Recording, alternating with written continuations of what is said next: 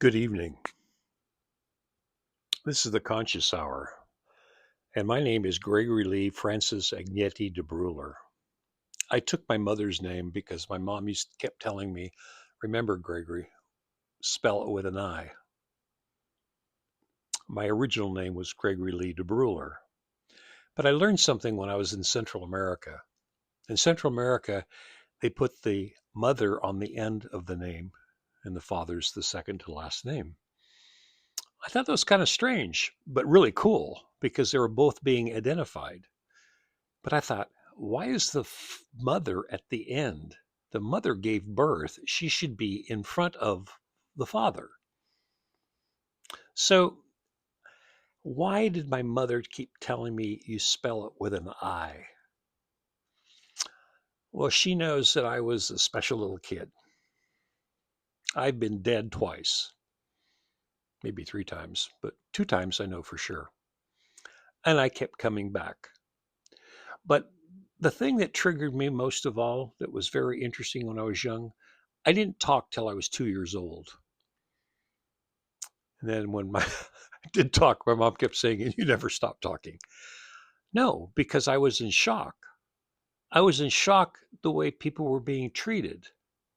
So think of this. In the 50s, I was born in 1952. So in kindergarten, the first day of school, 5 years later, so I was, 57, I had this pledge allegiance to the flag. And I remember I pledged allegiance to the flag, the United States of America, and something with bombs bursting in air. And when I heard those words, I went, "Ooh, that's creepy. What's bombs bursting in air for?" I thought, this is really bizarre. So what did I do? I come home from school, like two doors away was the school for my mom for lunch. And because kindergarten, you only went, you came home and did morning and that was it. You had the afternoon off. Anyway, she goes, "How was your first day of school, Gregory?" And I said, "It was fine." And she's looking at me going, "Yes, and what, Gregory?" I said, "I don't like the words bomb bursting in air. It's really creepy." She looked at me and she started laughing. I didn't talk till I was 2 years old. I was in shock. I said that before. So by the time I got to third grade, oh, I forgot one part. So bombs bursting in air. And then we'd have air raid sirens. Yes, because the Russians were coming to get us. So we had to get underneath our desk when the air raid sirens went off, and you had to do that 3 times a week.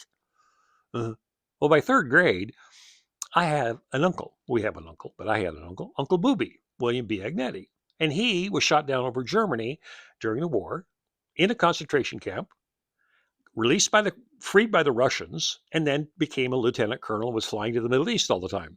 West Asia, Egypt, Turkey, all that area, Iran. He'd been to all those countries.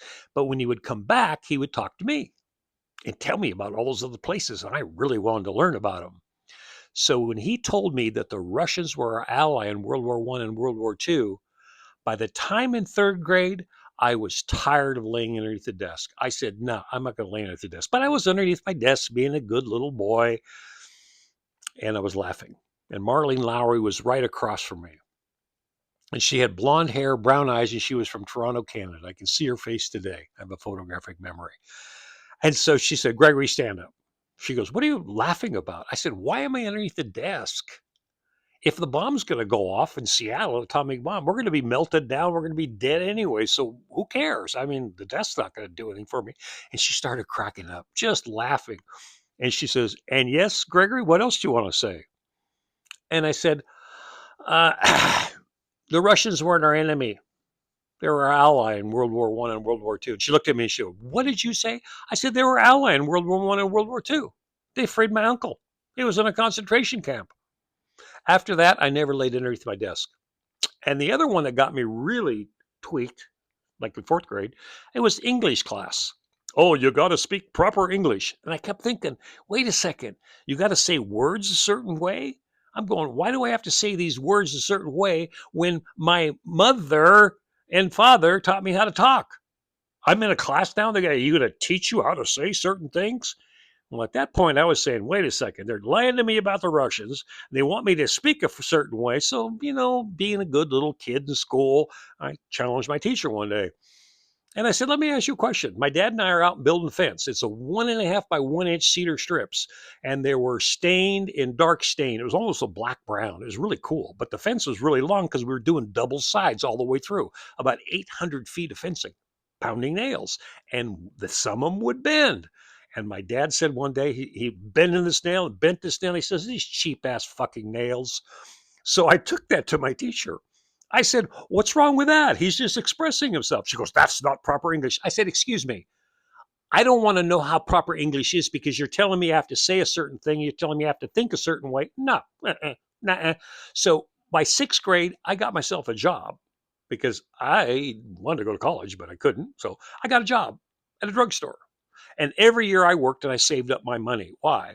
Well, by the time I got to eighth grade, I really wanted to go to college, but they wouldn't let me. And then I had to go to high school, and I just kind of got grades and left. Except I had to wait for the last 2 years because I could either take French, I could take Spanish, or I could take German. And I thought, I'm French, I should take French, but nah, I take German because I want to know about the war because they've been lying to me about the whole time. And this lady that was my teacher, her name is Frau Morton, and I could tell she was from northern Germany. Stocky, white, blonde hair, stocky, like she'd worked in the farmland, a farmer girl, whatever. And the first day of class, I said, Frau Morton, where are you from? I said, you're from Germany. And she goes, yeah. I said, you're from, I looked at her and I said, you're from northern Germany. She goes, how do you know that? I said, I don't know. You just look like you're from northern Germany. And she said to me, I said to her, I said, where were you during the war? And how old were you? She goes, I was 12 years old. I said, really? Cool. She was like surprised. And I said, hey, where'd you live? She goes, I lived in Berlin. I said, oh, that's really perfect. And she just looked at me and went, wow, I've never had that before. And I said to her, I want to learn what it was like to be in Germany during the war and being in Berlin. And so I spent 2 years picking her brain, learning about Europe, saving my money up from sixth grade, and left the country in the fall of that year. I went and spent about 9 months in Europe. And the funny thing I found was this: I had been there before. Have you ever had that experience like you have a deja vu experience, like you've been there before? We all have. We're souls traveling through time. But during this story, she would tell me about Berlin, she'd tell me about Germany, and tell me about everything. And so I was enamored with the fact that I get to go. So I worked in a little head ski experimental factory for a month and a half. They wanted me to be in the head ski company. I told Dr. Botter, used to be part of the Kesley factory, I said, I'm out of here. I really want to go see Europe and I have to. I took a train. I went to Munich. I walked around Munich all day like I had been there before. I got on a train and I went all the way north. And I met this lady on the train. And this lady had this dark eye. She looked like Hill of the Hun. She came in and really kind of trippy and interesting, but like, some dark being. I go, wow, this lady's kind of strange. Anyways, she was a linguist and stuff. She goes, oh, what's your name? I said, my name's Bruler. And she goes, oh, you know what that means in French? I said, what? Hot. I said, that's me. I'm hot. I'm always got hot brain, hot going. Got to do this, got to do that. Anyways, I got to Berlin. I came into Bahnhof Nord, which is the train station of North, and I walked right to Brandenburg Gate, saw all that, and I walked right to Checkpoint Charlie so you could go across into East Germany. And so I went across Checkpoint Charlie, and everything over there on the other side was totally gray. So I walk over there and I see Konditorei. I thought, oh, cool, a bakery. I go, I'm a bakery. I'm going to have a croissant, chocolate croissant, cup of coffee. And I walk in there and there's this Russian sitting against the window. I knew he was KGB. I just knew it. And I said to him, I said, he looked at me. He says, hey, you're American, huh? You want to come sit with me? I said, yeah, yeah, I'd love to. And I said, are you KGB? He goes, yeah. He says, I'm, retired now. And we sat there and we talked for like 3 hours. Where am I going with this? I know that I've been here many incarnations. Okay. I remember hearing the words in Episcopalian church when I was 5 years old: thou shalt not kill, judge not thy fellow man, love your neighbor like you love yourself. I looked around and thought, these people are doing this. We got people that are judging black people, and black people are bad, and we got the white and I'm going, whoa, whoa, whoa, something's wrong here. So my life has been dedicated to figuring out why the world is so fucked up. That's when I saved all my money and I went on a mission. Well, after being there for 9 months, I came back to go to college. And when I walked into school at the University of Washington, the first thing happened. Ray was my counselor. He says, "What do you want to be?" And I said, "I want to be me. I want to figure out why the world's so fucked up." We had an hour and a half conversation, and he said to me, "I've never done this before, but I'll give you permission to take every 400 level class you want." And I did. I took topics. I took quaterniology. I took glaciology. I took environmental science. I took ethnomusicology, the study of music from around the world. And I got involved with Africa and African music. I had been around the Native Americans all my life. I went to the first powwow when I was 5 years old. And I remember a chief who had just put his pants on, had his formal top on, kind of like the one I'm wearing, except it's from Africa. And he was putting his headdress on, and he goes, "Aho, grandfather spirit." And I looked at him, I said, "What about grandmother?" And he looked at me with a big smile. He said, "You're a wise little kid. Yeah, aho, grandmother spirit." I could know and see the fact that we lived in a male dominated world and the women were subservient to the men. And I went, "This is bullshit. This is bullshit." So when he gave me the 400 level classes, I took Buddhism, I took environmental science, I took quaternology, I took Germanics, I took Japanese studies, I took a whole bunch of things so I could get a flavor of all of the different cultures in the world. And I love people from around the world. I'm not an extremist. I'm nothing. I've had black friends, Japanese friends, Russian friends. It doesn't make any difference. We're human beings. So, flash forward. My journey has taken me inside the federal government, inside the government agencies, into the government agencies in Honduras. I know corruption. I know way too much information that most people could never imagine. But what I decided I needed to do was on this mission was, why is the world so fucked up? Now, my mom kept saying the name Francis with an I. Before she died, she said, "Remember, Gregory, you spell it with an I." Why? Because when I read the memoirs of St. Francis, I had been there before. So in this trip, when I went to Europe, I went to the Vatican. That first trip I was there in 1971 in March, I went to the Sistine Chapel. And when I walked into the Sistine Chapel, there was nobody in there, not a soul. I was there for 25 minutes looking up at the paintings in their own little worlds, going on a journey. I'd look up there and it was like I dropped acid. I was like, "Oh my God." You could just see and feel the time, ancient time, and the stories that are being told. And this priest walks in and says to me, "How long you been here?" I said, "About a half hour, like 25 minutes." He goes, "How do you enjoy it?" I said, "Heavenly." I could see the world. I could see the past. I could see the future. And what did the future look like? I kept hearing the words heaven on earth. So while I was in school at the University of Washington in the first year or second year, I had permission to take 400 level classes. I took a Buddhism class from a scholar from Oxford University, world famous scholar. At the end of the class, we had to write a paper. And what I wrote the paper on is how we can create heaven on earth using a Buddhistic approach and also the teachings of St. Francis and also the teachings of my favorite author, Hermann Hesse. And so I wrote this paper. And at the end of the day, you get your term paper, you're graduating from that 400 level class. And he said, "I want you to come up here for a minute." And he says, "I've never, ever seen something like this." He says, "You took the world and made it literally heaven on earth." So, my mission for where we are today is this. In 2010, there was a man that came to Honduras. He was an Israeli. I'm not going to give any information about him. He was very high up in the government. We met, we bonded. He had security with him, came back 3 times, had to pull out because some land was stolen on the other side of the mainland and he was going to do a development. My wife and I were going to build a 5,000 square foot holistic healing center with a boutique hotel, eventually a Hilton. But in this journey, he and I bonded in the 3 meetings we had, where we spent probably 25, 30 hours together. On October 7th, when the unprovoked attack was declared, I said bullshit. It was an unprovoked attack. I said bullshit. It's not unprovoked. Anybody that knows anything, but it was the Western bias media. Make a long story short, on December 8th, I get a phone call from this man, very high level up into the IDF. And he said, 5-minute conversation. You remember who I am? I said, yes. He sent me a little picture of something. I said, yeah, I remember that. And at the end of the phone call, he said, stop him.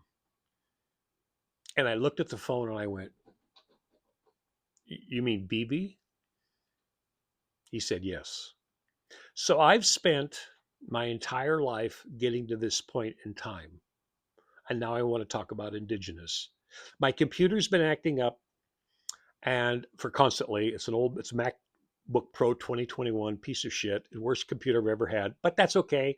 I keep putting up with 300, 400 hours of troubleshooting. And tonight I had the blessing that came to me that brought me back to doing this conversation with you. It's a lady from Canada who originally I could tell she was from Africa and she was from Nigeria. Well, I studied ethnomusicology, so I have friends in Nigeria and Gambia and Rhodesia, which is now another country. And so I know indigenous people and I'm part of their families. I bond with everyone.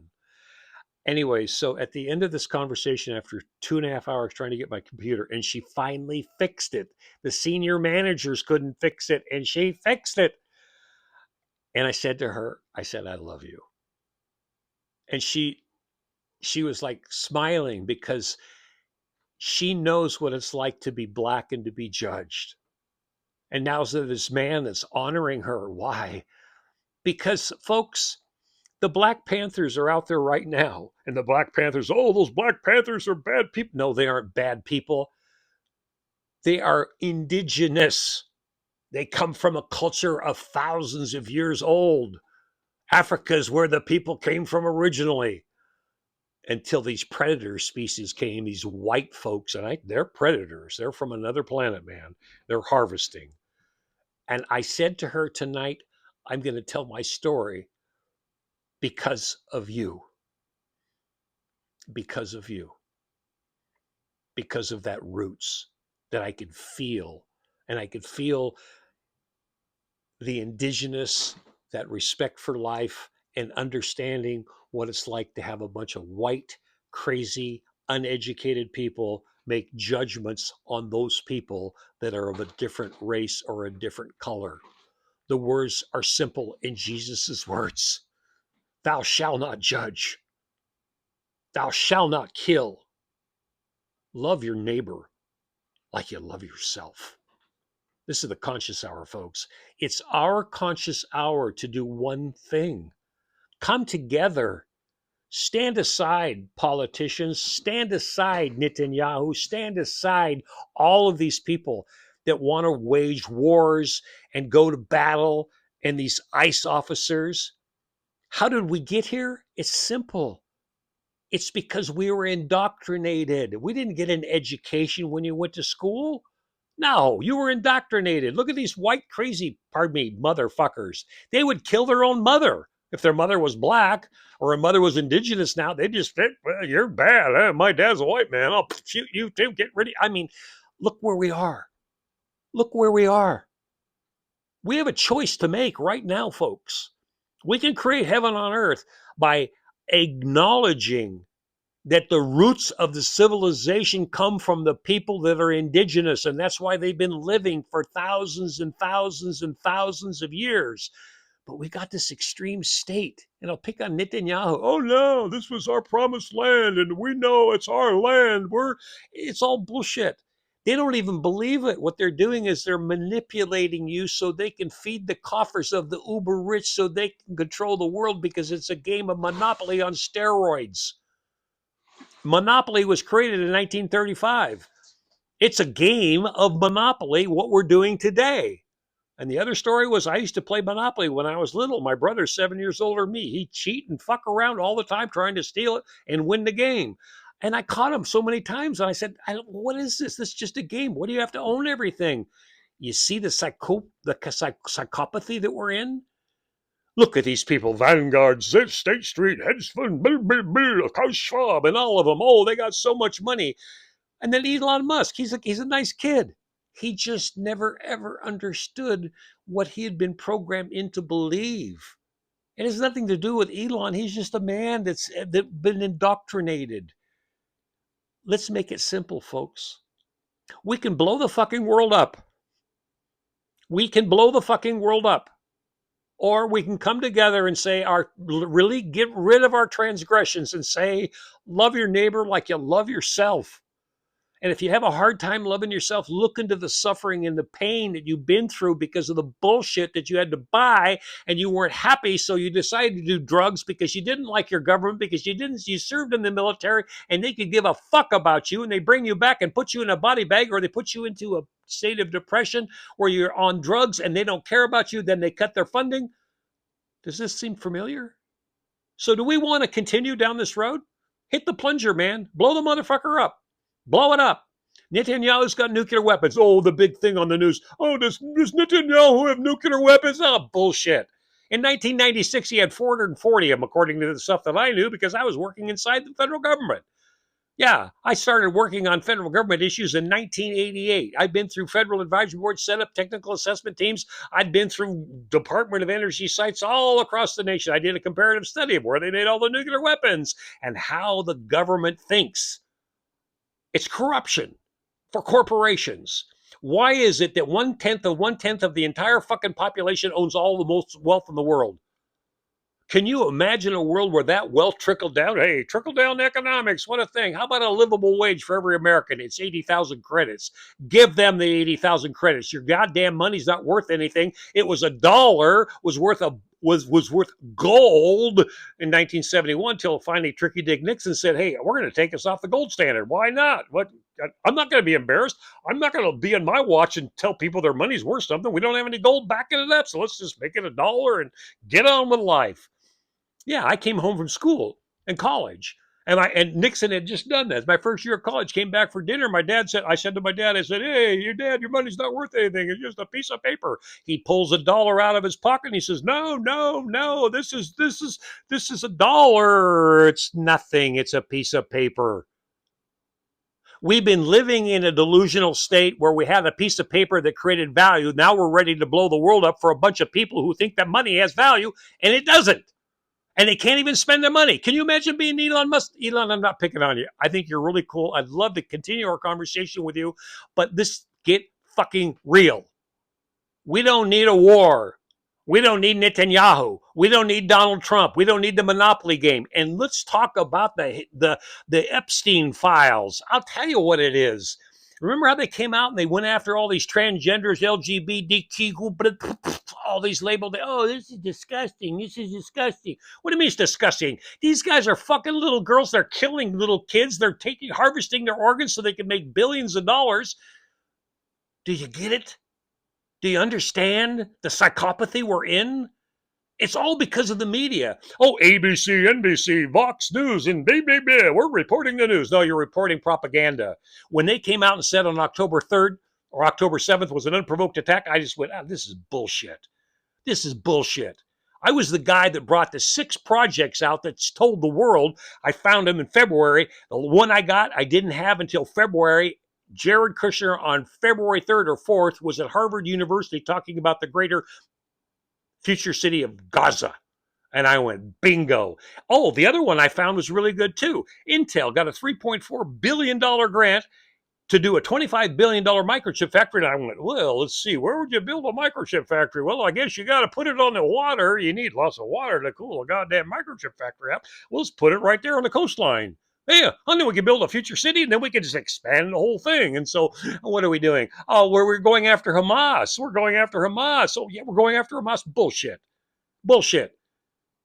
You're going after the land. We finally took them. All the stuff that I reported out, 6 projects, they finally got to the final point where, oh, now Jared's coming out and talking about, oh, yeah, we're going to build this bit. We got investors. And one when it was $50 billion in it. Now the real numbers are $400 billion. There was $400 billion. There is $400 billion of commitment to develop the entire coastline all the way up, all the way across through Lebanon. And if anything else, then maybe they'll take a little bit of Egypt too because they want all water for it. For money that has no fucking value, for a monopoly game mentality, steroids that wants to destroy the world. So I say to Mr. Netanyahu, and you're the devil, okay? You are the best con man in the world. I'm going to give you the gold star. You are excellent at what you do. Excellent. But do you really want to blow the world up? Because I will tell you something that's coming, and you might not believe it, but I will guarantee you, I don't have a lot of money, but if I had $1 billion, I'd bet $1 billion on it. Go ahead and attack Iran. Go ahead. Donald Trump, go ahead. I'll guarantee you, money back guarantee. I don't have any money. You'll be gone. You'll be gone. Disintegrated. Do you remember when the Houthis sent that one first missile? It went 2,200 kilometers in 6.4 minutes. See the kind of mind I have? I track everything. 6.4 minutes, and it just shocked the shit out of the world. Oh my God, those guys have these missiles that go that fast. Do you know how fast the missiles go now? Mach 10, Mach 12, which means they can deliver missiles into Israel in 10 seconds, 15 seconds, 20 seconds. Israel's the size of New Jersey. If I was a commander in chief, you know what I'd do? I'd take every fucking piece of military industrial hardware, anything that had any logistic point, and just disintegrate it and try to save the people. Because what we're dealing with is a psychopathy. It's a military industrial complex that doesn't have its check in brain in balance because all it wants to do is repeat the same mistakes we've been doing over and over again. Just ask the veterans. Do you know how many veterans I know that have committed suicide? Do you know how many veterans that I know that lived a shitty life and then just died because they couldn't get assistance? And then Donald Trump wants to cut the services for everybody?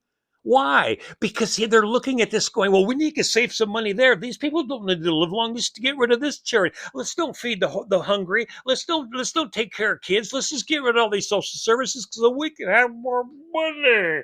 What the fuck are you going to do with the money? You'll never be able to spend it. I'll give you $1 billion. Give me $1 billion. I couldn't spend $1 billion in my fucking lifetime. If I had $1 billion, I'd be giving out $1 million bills to everybody. I'd just give it out. Shit, man. But we don't need to be here anymore. Reboot 3.0, here it is. It's real simple. We're going to a credit and debit system. Everybody in the United States is going to get 80,000 credits. We don't have money. We don't talk about money. We don't talk about interest. We don't talk about taxes. We don't talk about any of that bullshit. Throw it all away. It's an old goddamn business model. Everybody's going to get a base credit. Everybody gets a base credit. And then how you get infrastructure carried to be able to support the roads, the highways, the bridges, and do that much better than this plan's even better than what our government will do because they don't want to do anything because they hire these contractors to go and do shitty jobs so the roads fall apart fast so they can come back and redo them again and keep making money. No, we're going to build roads that last for fucking ever. Hey, you know, China, they got those high-speed trains. They go 400 kilometers an hour. We got choo-choo-choo, choo-ka-choo-ka-choo-ka-choo down the train track. No. We're going to take all the best available technologies. We're going to implement it around the world. We're going to create heaven on earth. And we're going to have a credit and debit system. So every country has a credit. Every person. I don't care if you're in Illutura, Rhodesia, Zimbabwe. A lot of those countries got away. I'm kind of old-fashioned. Gambia, South Africa. Doesn't make any difference where you are. You're going to get a base credit. Once you have that, you can have it on earth, folks. You don't have a need for war. You got an economic development. Then how do you run your government? Oh, this is the final one, and I'll lay it off on this one. It's real simple. You know those elected officials? Yeah, we're going to represent you. How is it these elected officials go into there and get elected, and they do what? Oh, I'm worth $740 million. God, sign me up. I want to be a politician. When I get really old, I can be 740 million. Look at how much money I got, and then I drop dead, and then I got to give it to my kids, and fuck. We don't need politicians. We don't need a government structure that we have. The new government structure is really simple. You have agencies that keep everything running.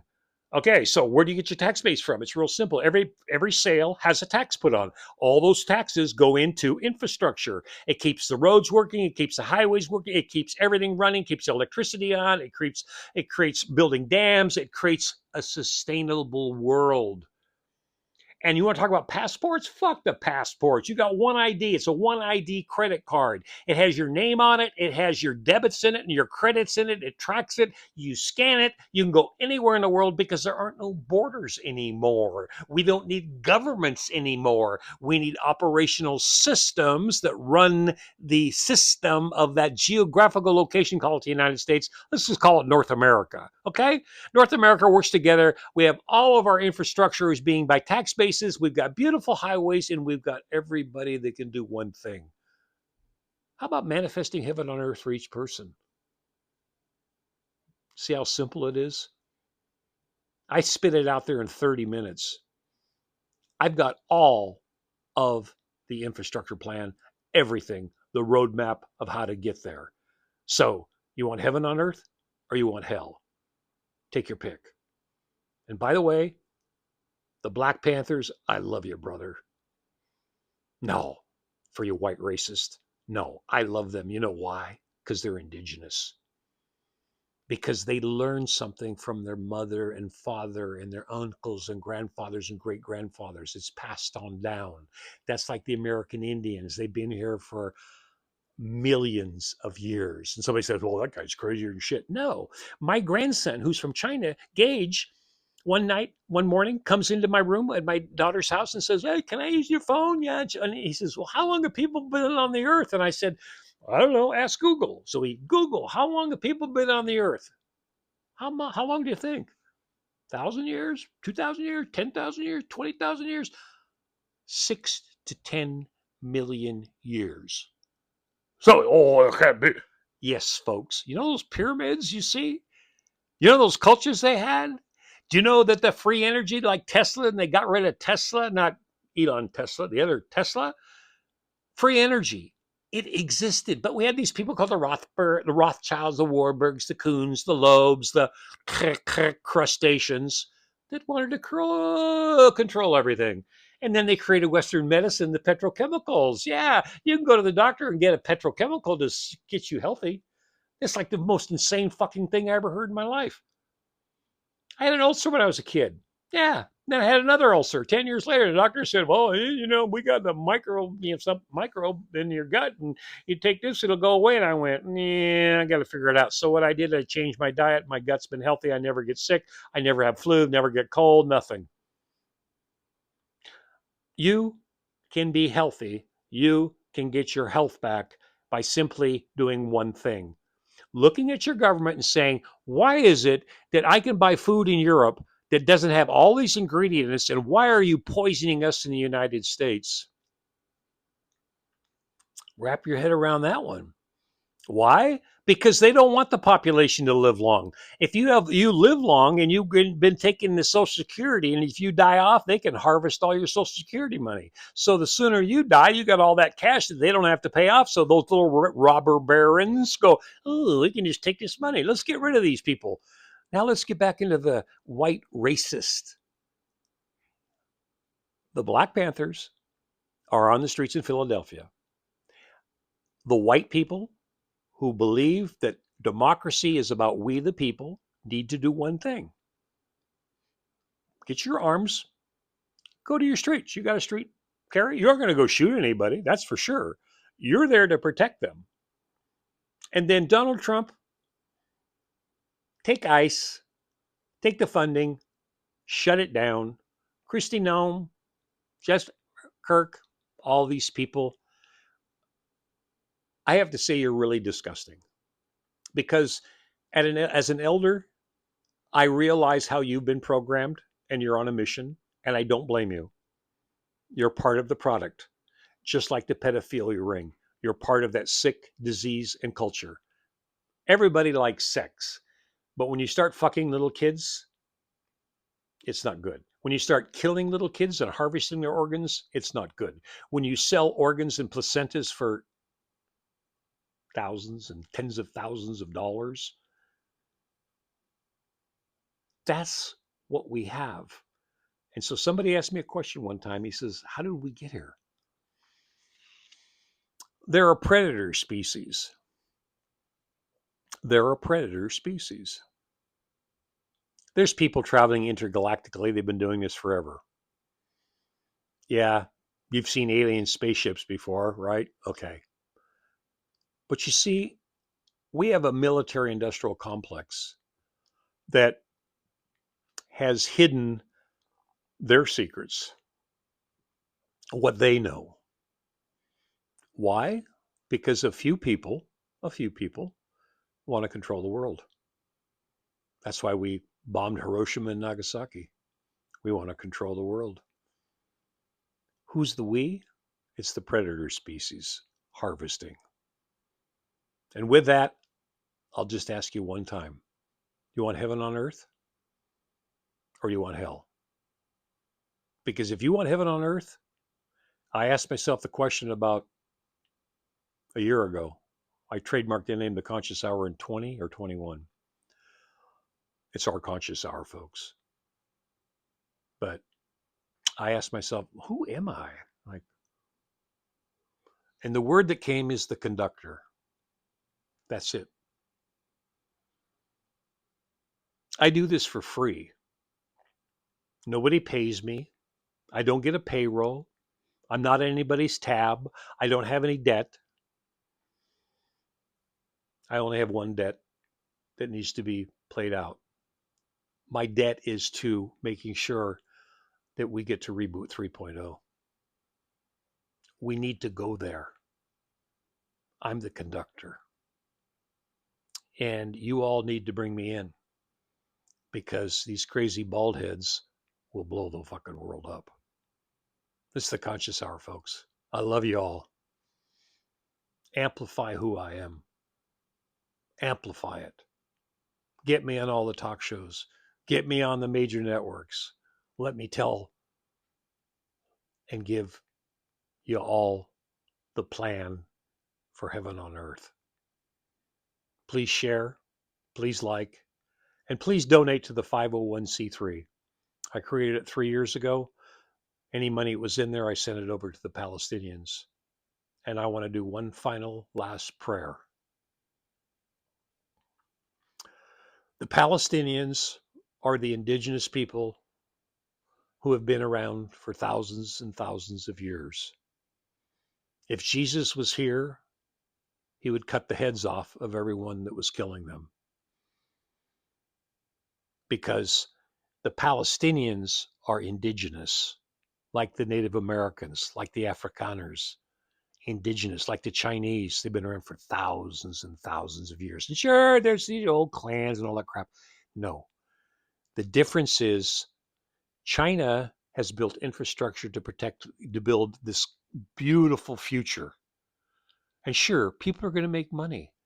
If you own the goods and services, you're going to make more, quote, credits. Great.